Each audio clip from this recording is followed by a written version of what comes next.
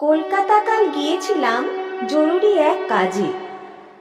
তার ছিঁড়ে ট্রেন আটকে গেল হঠাৎ পথের মাঝে।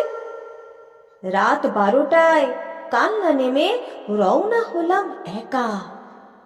জলার ধারে হঠাৎই এক ভূতের সঙ্গে দেখা। ভূত বললে, দাঁড়া, এমন সুযোগ কি আর পাবো? এক্ষুনি তোর ঘাড় মোটকে রক্ত চুষেই খাবো। কেঁদে বললাম, সে কি, আমি থুত্তুরে এক বুড়ো।